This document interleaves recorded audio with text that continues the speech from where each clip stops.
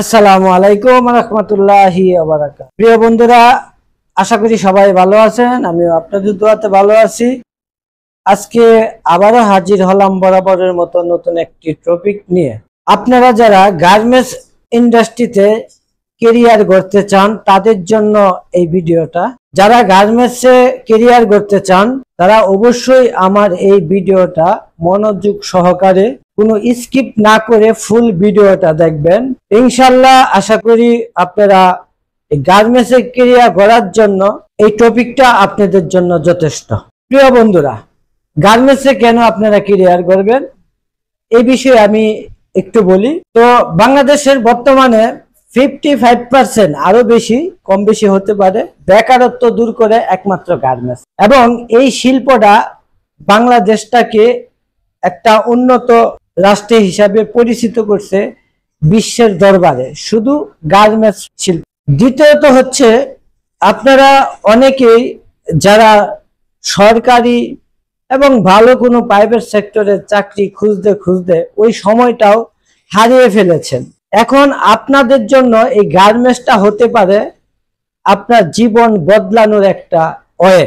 এখন দেখেন, গার্মেন্টসে 2025 সালে নেবি আরো আগে থেকে এই গার্মেন্টস শিল্পে কমপ্লায়েন্স নিয়ম এসে গার্মেন্টস সেক্টরটারে পুরাপুরি একবারে স্বর্ণ যুগ করে ফেলেছে। এই জন্য আপনারা গার্মেন্টসে অবশ্যই আসতে পারেন। এখানে সর্বনিম্ন বেতন, আপনি যদি স্কিল ওয়ার্কার হন তাহলে এখানে সর্বনিম্ন বেতন হবে 13,500 থেকে। ওভার টাইম নিয়ে একটা নতুন ওয়ার্কার সে 20 থেকে 22,000 টাকা ইনকাম করতে পারে। দেখেন, বাংলাদেশের প্রেক্ষাপটে বর্তমানে অন্য কোনো প্রাইভেট সেক্টরে নতুন অবস্থায় জব করলে এত বেতন কোনো সেক্টরে নেই।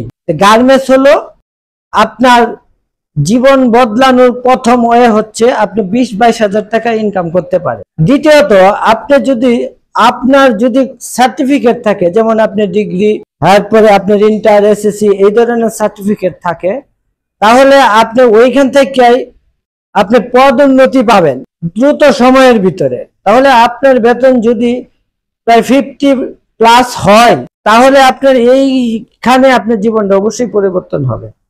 আর এইখানে আসার জন্য আপনার দ্বিতীয়বার ভাবা লাগে না। দেখুন, গার্মেন্টস সেক্টর এমন একটা সেক্টর, এখানে বর্তমানে শিক্ষিত এবং উচ্চ শিক্ষিত সব ফ্যামিলির লোক এখানে আছে। আর আমি আপনাদেরকে যে ইনফরমেশন দিচ্ছি, বর্তমানে আপনি যদি গার্মেন্টসে আসেন, ভবিষ্যতে গার্মেন্টসের বড় বড় জায়গার নেতৃত্ব আপনারাই দিবেন। এই জন্য আপনি গার্মেন্টসে ভালো একটা ক্যারিয়ার করতে পারেন। এখন ওই ক্যারিয়ারটা শুরু হবে কিভাবে? গার্মেন্টসে ঢোকার দুইটা পদ্ধতি আছে। একটা পদ্ধতি হচ্ছে আপনি গার্মেন্টসে নতুন অবস্থায় যাকে বলে হেল্পার হিসাবে আপনি গার্মেন্টসে আসতে পারেন। আরেকটা পদ্ধতি হচ্ছে আপনার অপারেটর হিসাবে আসতে পারেন। হেল্পার, বর্তমান প্রেক্ষাপটে হেল্পারে যদি কেউ ঢুকতে পারেন, ওইখান থেকে আপনি আস্তে আস্তে করে অপারেটিং শিখতে পারেন। যেহেতু এই প্রক্রিয়াটা বর্তমানে রেশু খুব কম, এটার রেশু খুবই কম, যেহেতু হেল্পার লাগে না। যদি আপনার এসএসসি, এইচএসসি সার্টিফিকেট থাকে, কোনো ফ্যাক্টরিতে যদি প্রয়োজন হয়, তবে আপনাকে হেল্পারে অবশ্যই নিবে। তো এইখানে আপনার চাকরি হইতেও পারে, নাও হইতে পারে, অনেক সময়ের প্রয়োজন হইতে পারে।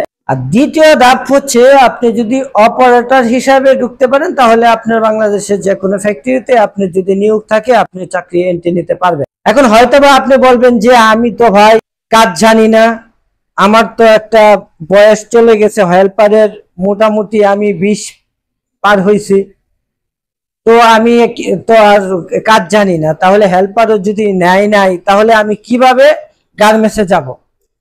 তো এই ভাইদের জন্য আমি আবারও বলি যে আপনাদের জন্য আরো বাংলাদেশে খুব সুন্দর সিস্টেম চালু আছে, যেটা হচ্ছে আপনারা গার্মেন্টস ট্রেনিং সেন্টারে ট্রেনিং নিতে পারেন।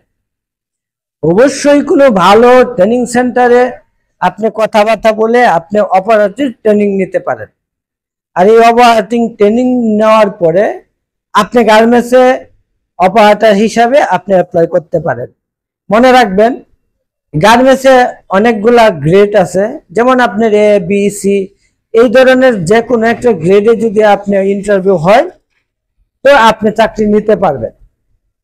আর যদি আপনি অবহাটের চাকরিটা নিয়ে নেন, তো আপনার কেরিয়ার গড়ার জন্য ওইখানে আপনার অনেক দিক নির্দেশনা পাবেন, অবশ্যই ওইখান থেকে আপনার স্বপ্নগুলা পূরণ করতে পারেন। তো প্রিয় বন্ধুরা, আজকের ভিডিওটা এই পর্যন্তই ছিল।